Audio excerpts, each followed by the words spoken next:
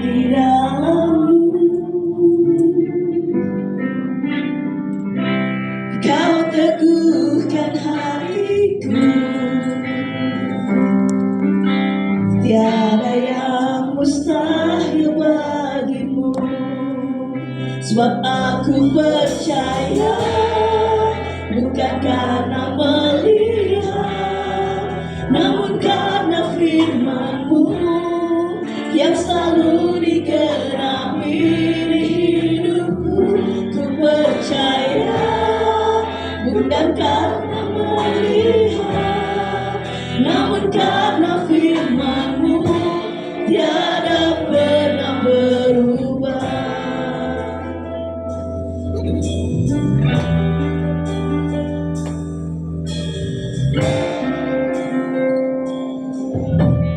Kekuatan di hidupku, kekuatan di hidupku, ku dapat di dalam-Mu. Kau teguhkan hatiku, tiada yang mustahil bagimu. Sebab aku percaya, sebab aku percaya, bukan karena melihat, namun karena firman-Mu yang selalu digenapi di hidupku. Ku percaya, bukan karena melihat, namun karena firman-Mu tiada pernah berubah. Aku percaya,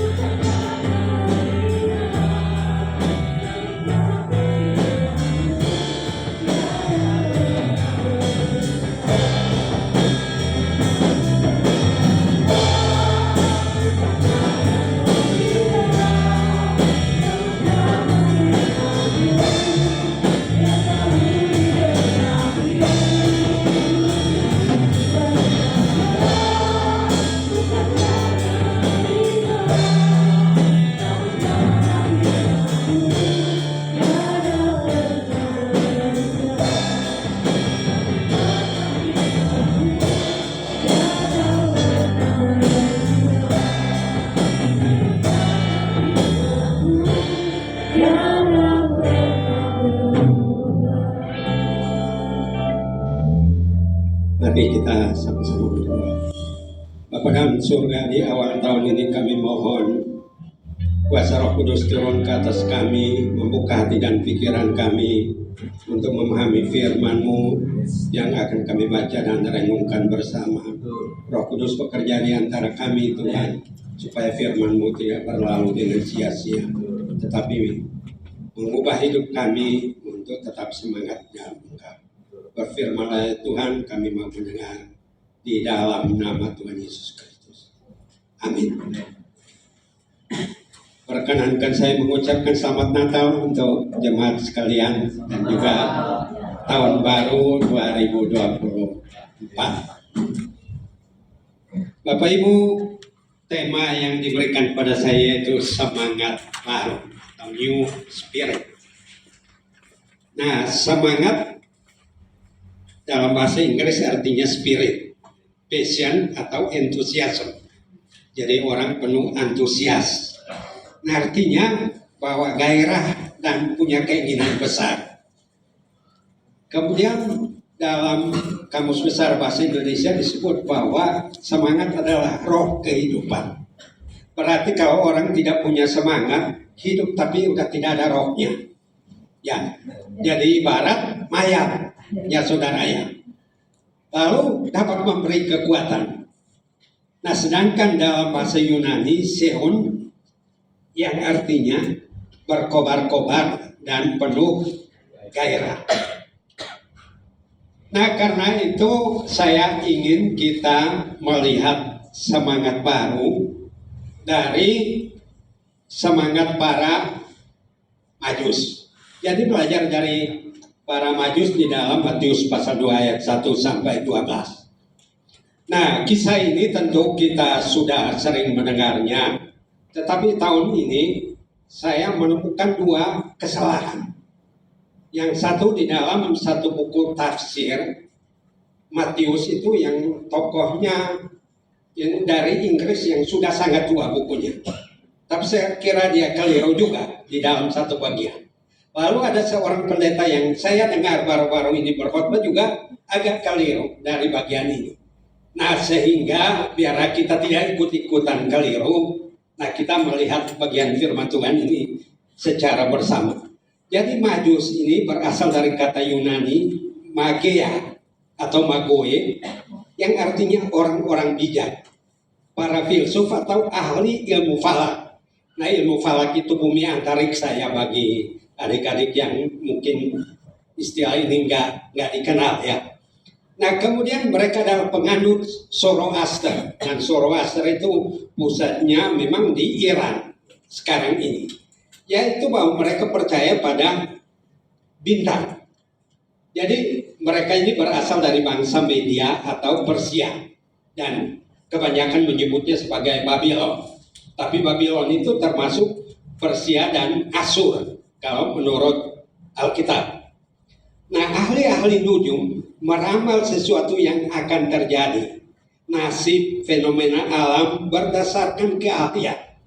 Jadi karena mereka itu pelajari berulang kali ahli di bidang itu, tapi tidak dalam pendidikan formal seperti sekarang ini ya. Nah, kemudian kadang-kadang ilmu itu diturunkan oleh nenek moyang mereka. Jadi ayah dan ibu atau kakek neneknya yang sudah pengalaman di bidang itu kemudian mengajarkannya kepada anak cucunya, sehingga itu menjadi ilmu yang diwariskan.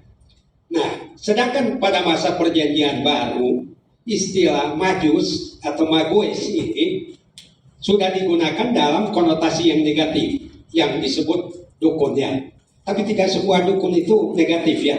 Misalnya dukun beranak kan tidak negatif, menolong ibu-ibu yang akan melahirkan. Tapi dukun itu ditunjukkan di dalam perjanjian baru sebagai ahli tenung. Misalnya Paulus dan Silas di penjara itu karena mengusir roh jahat dari seorang perempuan petenung. Nah, semangat para Majus yang mau kita pelajari, yang pertama, ingin membuktikan ramalan berdasarkan bintang yang mereka lihat di timur. Jadi bintang itu mereka lihat di timur ya. Ketika saya sekolah minggu ini koreksi pertama.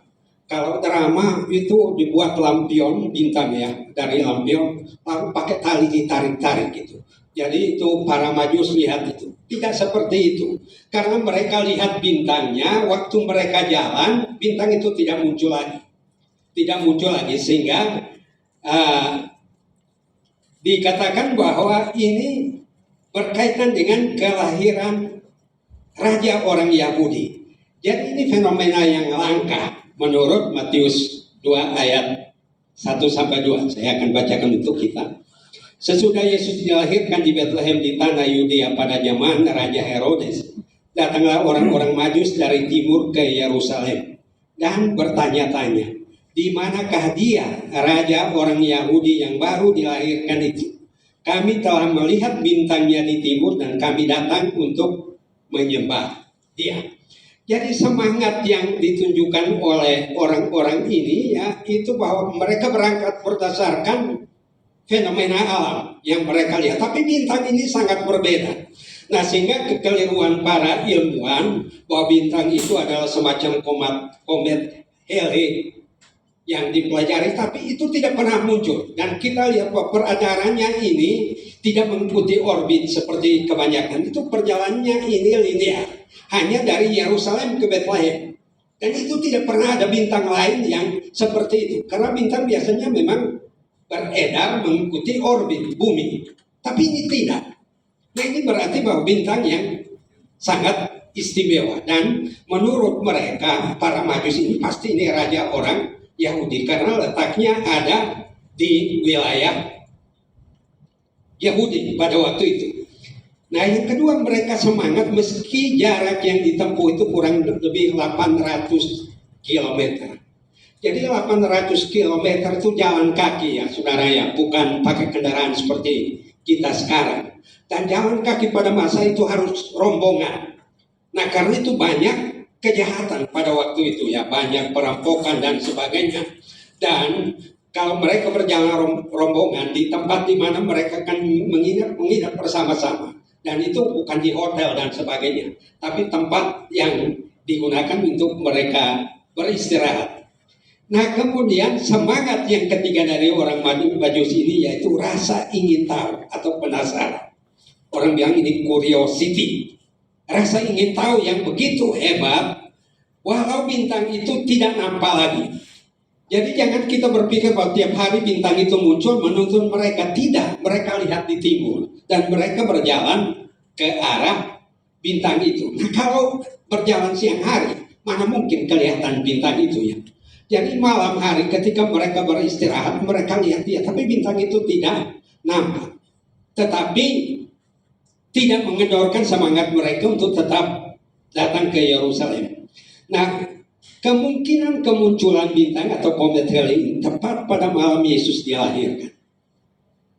Nah, itu sebabnya orang Majus menurut tradisi gereja Ortodoks Timur ini mereka baru merayakan Natal pada 5 Januari, Natal Epifani. Dan itu masih dianut oleh Rusia. Yang kalau kita baca di media sekarang, Ukraina tidak mau mengikuti tradisi itu lagi karena lagi perang. Jadi Ukraina sekarang balik ke Natal yang umum 25 Desember ya.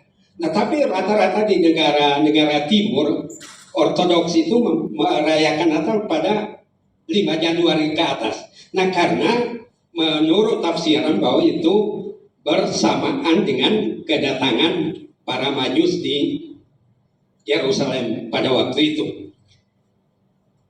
Jadi kalau bintang itu muncul pada saat Yesus dilahirkan, lalu mereka berjalan 800 km, itu kemungkinan 1 atau 2 tahun kemudian baru mereka sampai ke Yerusalem.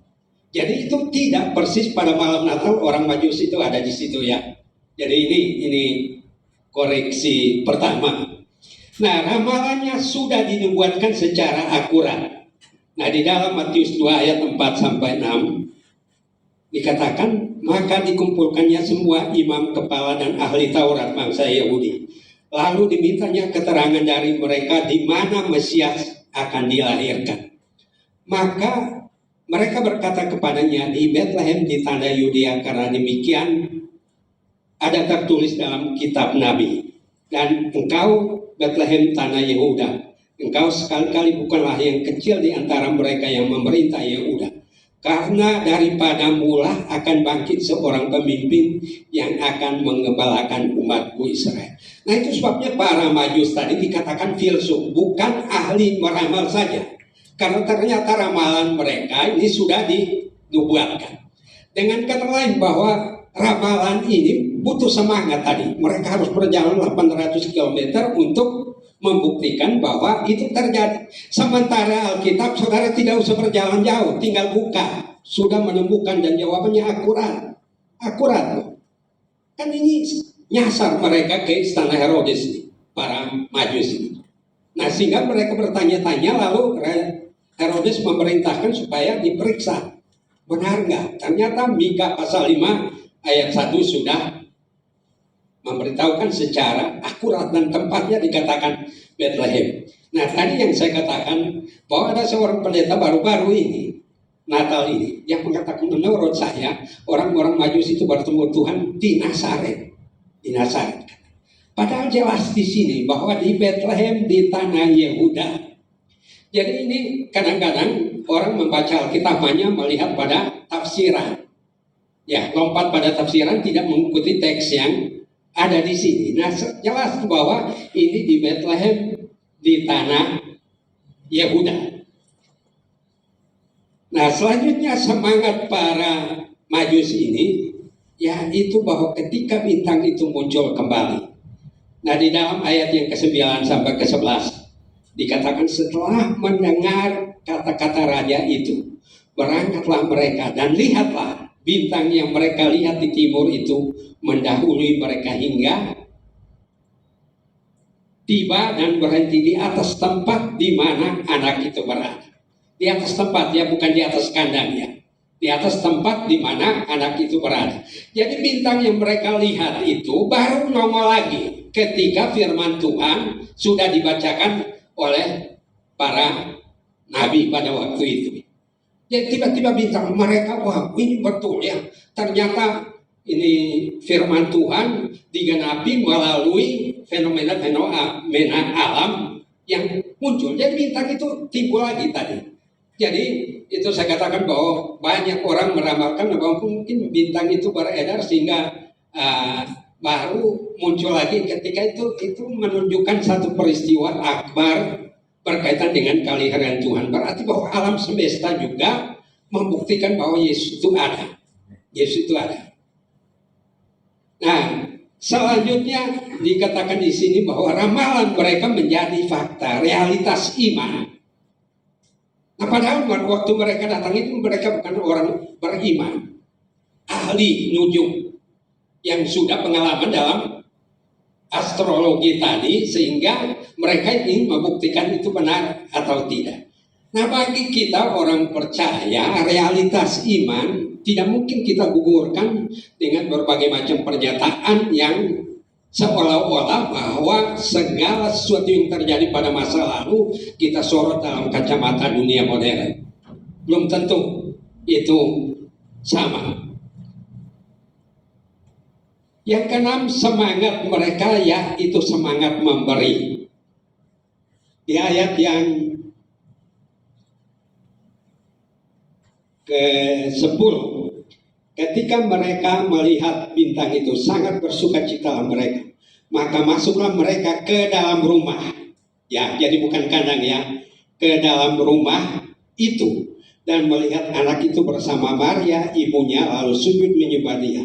Mereka pun membuka tempat harta bendanya dan mempersembahkan kepadanya yaitu emas, kemenyan, dan mur.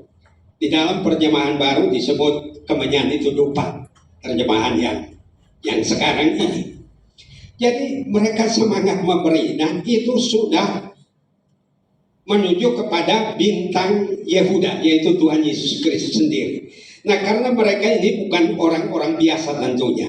Ada yang mengatakan bahwa 3 raja dari timur, sebenarnya mereka bukan raja, tetapi mereka bangsawan yang memang berkecimpung di dalam kerajaan Media atau Babylon pada waktu itu. Nah, kemenyan, emas itu biasanya persembahan untuk raja, dikhususkan untuk raja. Nah, sehingga orang-orang Majusi ini mempersiapkan bahwa yang lahir itu pasti raja Yahuda. Nah, sehingga mereka membawa emas. Nanti kalau yang lahir ini raja yang persembahannya emas. Lalu kemenyan atau dupa itu biasanya digunakan oleh para imam dalam ibadah.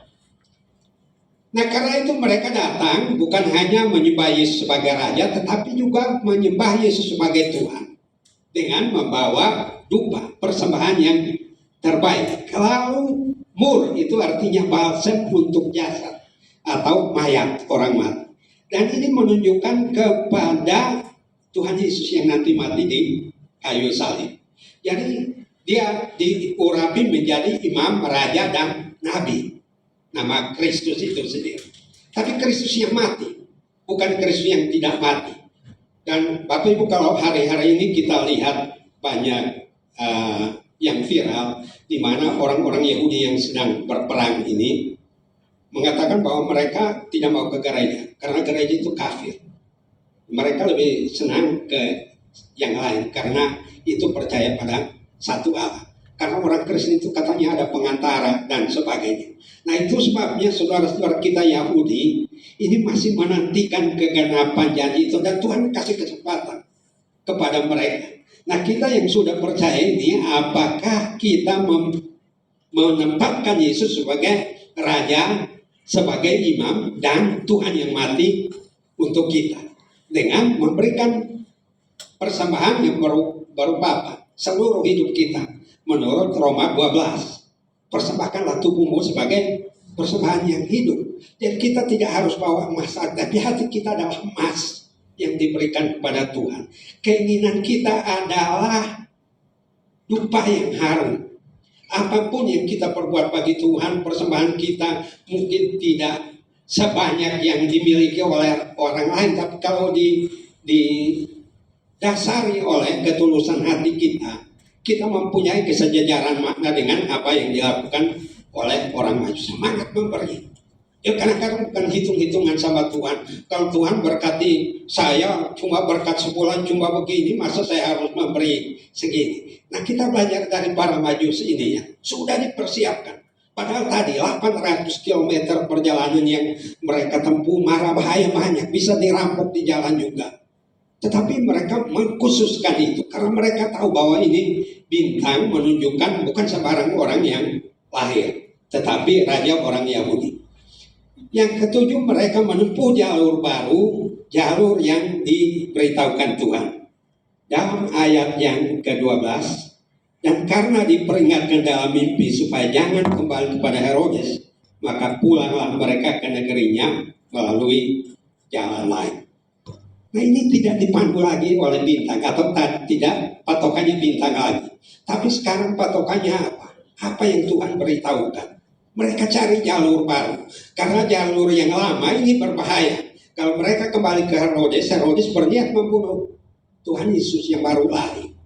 Nah karena itu Tuhan ubah jalur mereka menurut apa yang Tuhan beritahukan dalam mimpi. Dan ini mereka semangat, tidak komplain, Tuhan jalurnya apalagi jauh. Bagaimana mungkin kami kembali ke negeri kami dengan jalur baru yang tidak kami ketahui. Tapi karena sudah diyakinkan dalam mimpi, mereka taat melakukan itu.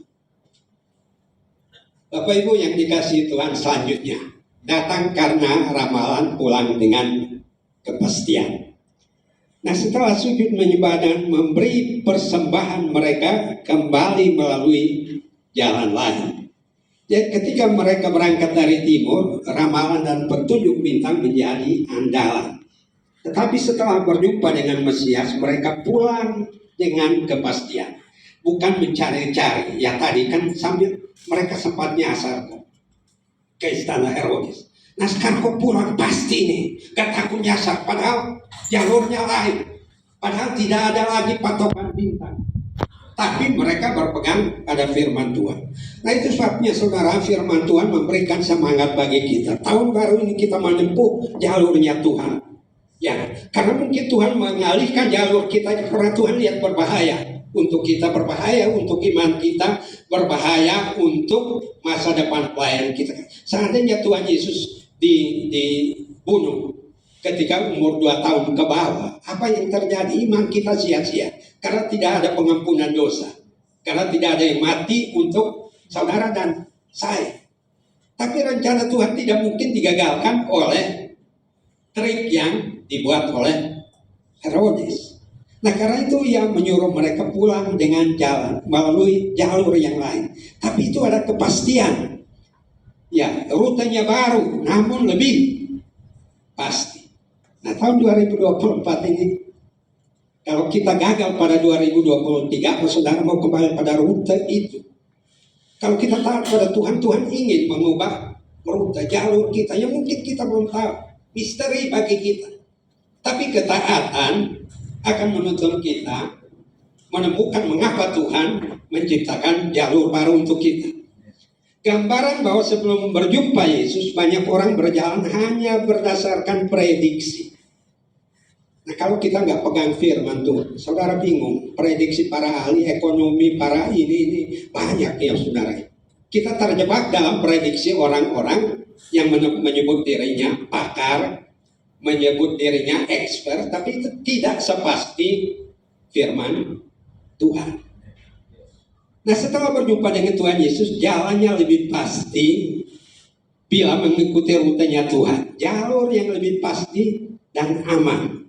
Terhindar dari trik dan akal-akalan seperti yang dirancang oleh Herodes. Ya bisa aja rekanan bisnis saudara ini sedang ngatur-ngatur trik 2024 ini mau menipu atau mencelakakan saudara dan sebagainya. Tapi orang yang bersandar pada firman Tuhan mengubah jalur kita, membawa kita terhindar dari hal-hal yang mungkin tidak baik untuk kita.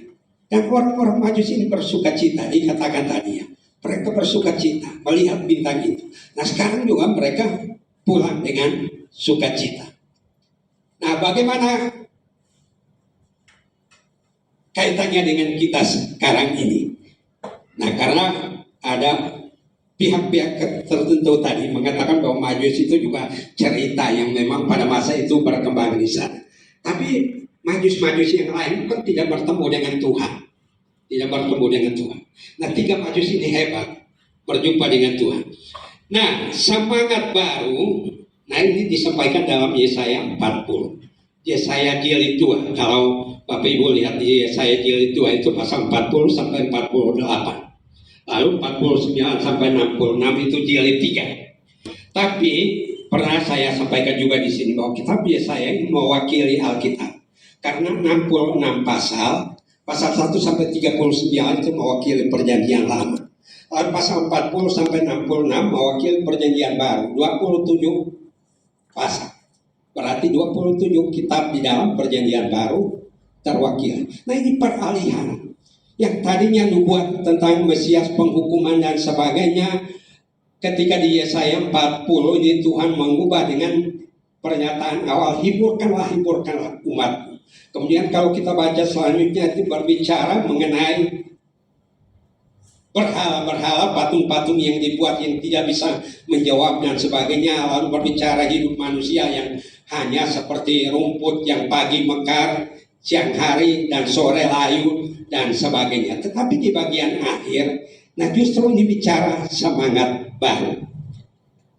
Nah kita lihat Yesaya 40 ayat 27 dan sampai 29 terlebih dahulu. Mengapakah engkau berkata demikian hai Yakub dan berkata begini hai Israel, hidupku tersembunyi dari Tuhan dan aku tidak diperhatikan Allahku. Tidakkah kau tahu dan tidakkah kau dengar? Tuhan ialah Allah kekal yang menciptakan bumi dari ujung ke ujung. Ia tidak menjadi lelah dan tidak menjadi lesu dan tidak terduga pengertian. Jadi semangat baru itu bersumber pada Tuhan. Tapi kadang-kadang kita, saudara dan saya, juga menggunakan statement seperti ayat 27. Hidupku tersembunyi. Tuhan gak peduli, Tuhan tidak memperhatikan keadaan saya. Saya berkumpul babak belur hidup ini, kok Tuhan gak melihat. Akhirnya kita tidak semangat lagi. Yang muncul adalah Horea. Ya saudara, malas karena selama ini ikut melayani Tuhan, kok aku tidak diperhatikan Tuhan. Kok aku tidak dijamin oleh Tuhan. Seolah-olah kita berjerih payah dalam kesia-siaan. Nah sehingga dikatakan di sini, tidakkah kau tahu dan tidak kau dengar? Tuhan ialah Allah kekal yang menciptakan bumi dari ujung ke bumi. Ia tidak menjadi lesu dan tidak menjadi lelah dan tidak menjadi lesu. Berarti saudara percaya kepada Tuhan apa? Allah yang perkasa menurut Yesaya 5. Ya kan? Allah yang perkasa, bukan Allah yang leles, Allah yang tidak berdaya ketika ada masalah. Saudara menghadapi masalah, saudara mungkin bayangannya bahwa Tuhan gak tahu apa yang sedang kita jalani. Nah akhirnya kalau Tuhan menegaskan di sini bahwa Dia tidak menjadi dan tidak menjadi lelah dan tidak menjadi lesu, nah itu sudah tergenapi oleh Tuhan Yesus dalam Matius 11. Marilah kepadaku engkau yang berbeban berat dan letih lesukan. Nah karena Dia sendiri Tuhan yang tidak lelah dan tidak lesu. Nah kalau kita datang kepada Tuhan tadi, makanya dibandingkan di sini ini patung-patung yang orang pilih kayu yang bagus, diukir bagus-bagus, lalu mereka pergi tanya kepada patung itu, lelah lesu saudara, letih lesu, semakin kita menjauh dari Tuhan. Nah kata kuncinya ada pada ayat 31. Tetapi orang-orang yang menanti-nantikan Tuhan mendapat kekuatan baru. Kunci semangat saudara dan saya 2024 ini menanti-nantikan Tuhan. Menanti-nantikan Tuhan berarti apa? Rajin berdoa, rajin membaca firman, rajin beribadah, rajin bersekutu. Ya Majus tadi aja 800 kilometer hanya ingin melihat raja orang Yahudi yang baru lahir. Nah saudara, bukan baru lahir lagi, sudah menjadi raja segala raja. Dan dia tidak letih lesu, tidak lelah tadi. Nah sebab ini, itu ayat ini mengatakan bahwa bukan faktor umur. Nah sehingga ayat 30 mengatakan apa? Orang-orang muda menjadi lelah dan lesu, dan taruna-taruna jatuh tersandung. Tidak seperti orang yang menanti-nantikan Tuhan. Artinya adik-adik yang masih muda, remaja dan sebagainya, kalau hoream melayan Tuhan, letih lesu, bukan faktor umur di sini. Tapi kata kunci menanti-nantikan Tuhan. Masih punya spirit nggak? Semangat tidak pada tahun 2024 ini? Kalau 2023 kita kurang teratur, berarti menjadi faktor koreksi bagi kita. Bahwa 2024 ini semangat yang baru, menanti-nantikan Tuhan. Orang yang menanti-nantikan Tuhan juga itu menanti-nantikan di gereja jadwalnya kapan aja ya. Yang itu kan menanti-nanti begitu kan. Yang itu ini hari Minggu, apakah besok masih ada kegiatan lusa, ada kegiatan dan seterusnya. Orang yang menanti-nantikan Tuhan mendapat kekuatan baru. Seperti apa? Seumpama Raja Wali yang naik terbang. Nah Raja Wali yang naik terbang ini dikatakan apa? Tidak menjadi lesu. Jadi orang yang menanti-nantikan Tuhan, yang berjalan di jalurnya Tuhan, ini tidak lesu. Tadi kalau Majus itu 800 km jalan kaki, tidak lesu. Nah karena ada semangat kepengen ketemu. Nah sekarang kita sudah memiliki Tuhan, yang tinggal jalan menurut jalurnya Tuhan. Dengan kekuatan dan semangat yang baru, tetapi tidak luput dari apa yang dikatakan. Nanti-nantikan Tuhan. Atau kadang-kadang kita nanti-nantikan Tuhan. Tuhan mau lakukan apa untuk saya? Tuhan mau berbuat apa untuk keadaan kita yang barangkali kronis, barangkali berbahaya, barangkali kata orang nggak mungkin dan sebagainya. Tapi kalau kita menanti-nantikan, Tuhan berikan kekuatan baru, cara yang baru, jalur yang baru, hal yang tidak pernah terpikirkan. Ini orang-orang Majus tidak pernah berpikir bahwa mereka akan berjumpa dengan Herodes yang galak. Mereka tidak pernah berpikir bahwa bintang itu ternyata nongol lagi. Dan dikatakan bahwa mereka bersuka cita. Sukacita dalam Tuhan itu juga kekuatan baru ya saudara ya. Kalau kita melayani Tuhan tapi dengan hati yang tidak sukacita, dengan terpaksa, itu menguras semangat kita. Menjadi titik paling rendah. Harus bersemangat dalam Tuhan ya Bapak Ibu ya. Amen. 2024 ini. Lalu bukan golongan umur tertentu tadi ya. Jadi orang muda, taruna itu bisa menjadi letih lesu. Mereka bukan faktor kekuatannya. Saya katakan kalau orang menanti-nantikan Tuhan ya Bu dokternya dapat multivitamin. Ya, multivitamin dari Tuhan. Ya. Dapat apa lagi? Suplemen dari Tuhan. Nah ini kalau boleh saya endorse produknya Tuhan ini. Menanti-nantikan Tuhan. Tuhan memberi kekuatan baru. Memberi semangat baru. Nah itu saya katakan tadi ke Pak Gembala bahwa seorang mahasiswa yang baru lulus sudah mengundurkan diri. Saya lihat di Facebook mengundurkan diri, sudah pergi ke Amerika. Lalu saya balas, kamu ada di mana? Ada di sini. Kapan kamu ke kampus? Oke Pak, tapi saya tunggu kok nggak datang.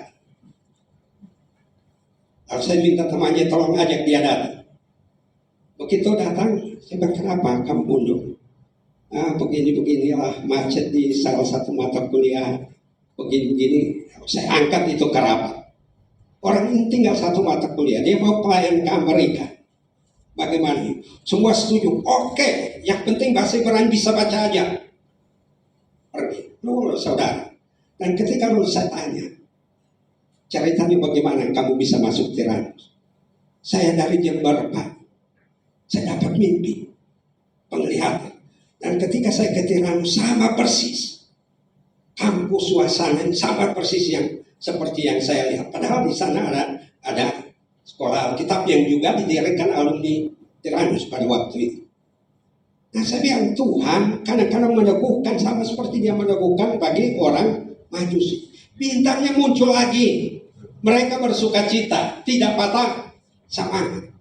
Orang ini kemudian lulus, saya bilang, kamu lulus ini kan mau dapat green card, mau ke Amerika. Berarti Tuhan menyediakan supaya bisa menjadi pelayan Tuhan yang hebat di sana. Ya, amin Pak, amin. Ya seringkali sesuatu yang tidak kita pahami seolah-olah menjadi hambatan bagi kita, Tuhan meneguhkan itu dengan caranya sendiri. Nah seandainya orang-orang Majus ini pembintang yang gak nongol lagi, ya kita balik aja ya, gak akan pernah bertemu dengan Tuhan. Tapi begitu firman dibacakan, bintang muncul lagi, muncul semangat yang baru, sukacita yang baru untuk melayani Tuhan. Yang ketiga, semangat atau seon di sini berarti berkobar-kobar, roh yang menyala-nyala untuk Tuhan. Nah, kita lihat Roma 12 ayat yang ke-11 dan 12 sebagai penutup firman Tuhan hari ini. Roma pasal yang ke-12 ayat 11 dan 12 dikatakan demikian, janganlah hendaknya kerajinanmu kendor, biarlah rohmu menyala-nyala dan layanilah Tuhan. Nah itu semangat baru, seon tadi. Roh kita berkobar-kobar bukan untuk apa? Untuk melayani Tuhan. Orang yang rohnya berkobar-kobar sesibuk apapun dalam kesibukannya, dalam pekerjaannya, kesehari-hariannya, tetap dia akan mencari kesempatan untuk melayani Tuhan. Karena itu orang yang menanti-nantikan Tuhan. Berkobar-kobar. Kesempatan yang Tuhan berikan gunakan. Dan kita lihat hasilnya. Kalau orang-orang Majus ini kemudian pulang dan sekarang di Babilonia atau Iran, Irak, sekarang banyak orang percaya. Dari mana ya? Dari orang ini juga. Dan juga bukan sekadar Tuhan mengingat para Majus ini, karena orang Yehuda pernah dibuang 70 tahun ke Babel. Dan Tuhan membalas jasa untuk orang-orang Babel yang tadinya berbuat baik kepada orang-orang Yehuda yang 70 tahun di sana. Kalau saudara baca Yeremia 29 dikatakan apa? Rancangan damai sejahtera.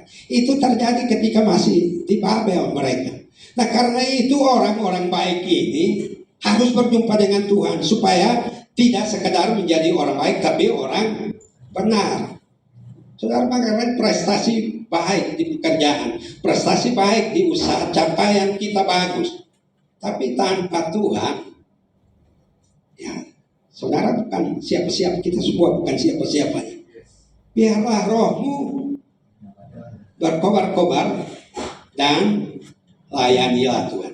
Artinya kalau kita tidak melayani Tuhan, ya bisa letih lesu, bisa lelah juga. Nah artinya bukan cari-cari, ini orang menanti-nantikan Tuhan tadi ya. Kesempatan sekecil apapun, dan itu ada peluang untuk melayani Tuhan, mari kita ambil kesempatan itu. Ayat 12, bersukacitalah dalam pengharapan, sabarlah dalam kesesakan, dan bertekunlah dalam doa. Nah orang-orang Majus tadi tidak hilang harapan, jalannya begitu jauh dan sebagainya, tetapi tetap mereka menaruh pengharapan. Lalu apa? Sabar dalam kesesakan. Ya kalau kita melayani Tuhan sabar dalam kesesakannya. Mau menuju gereja aja sesak-sesakan jalan. Ya saudara, kadang-kadang mungkin kita pikir bagaimana ke gereja, becek kiri kanan, bau pasar ini dan itu. Itu kan kita bisa melewati kesesakan itu udah luar biasa kan.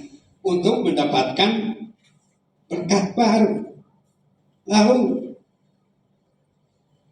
bertekunlah dalam doa. Jadi belajar dari para Majus dan apa yang dikatakan di sini, bahwa orang yang mempunyai pengharapan, kalau Tuhan melihat bahwa kehidupan kita sedang berbahaya tadi, pastikan bahwa jalurnya Tuhan itu mau kita tempuh. Dan ini sudah digunakan sebagai temanya PGI tahun lalu ya. Dan pulanglah mereka ke negerinya melalui jalan lain. Artinya tahun 2024 bukan jalan, tapi jalan Tuhan lah yang saya akan tempuh. Tuhan tunjukkan rutenya. Lewat mana Tuhan? Bagaimana caranya? Serahkan itu kepada Tuhan supaya kita memiliki semangat yang baru ya. Yang kedua tadi bahwa kita memiliki semangat baru bukan karena faktor usia, bukan karena kita rajin fitness olahraga. Jangan sampai saudara fitness tapi tidak datang ke gereja, mati juga ya saudara ya, mati juga. Banyak orang yang mengambil kesempatan hari Minggu fitness, jogging, healing, macam-macam. Padahal itu kata kuncinya tadi, nantikan Tuhan. Yang lain itu hanya sekunder. Makanya Paulus menasihati Timotius, latihan badani terbatas gunanya, tapi latihlah dirimu beribadah supaya mendapat kekuatan baru, semangat baru. Selamat tahun baru, Tuhan memberkati kita. Nah, kalau adik-adik pemusikin masih ingat lagu lama, kita mau nyanyikannya. Yang Mazmur Yesaya 40 ya. Bagai Raja Wali. Ya, Ibu Vivi kayaknya masih ingat. Soalnya kita angkatan lama masih tahu lagu itu ya Pak Yonatan ya. Aku ingin selalu berada. Nah itu berarti orang yang menanti-nantikan Tuhan. Mari Ibu Vivi tolong bantu saya. Adik-adik bisa lagunya. Aku ingin selalu. Mari jemaat.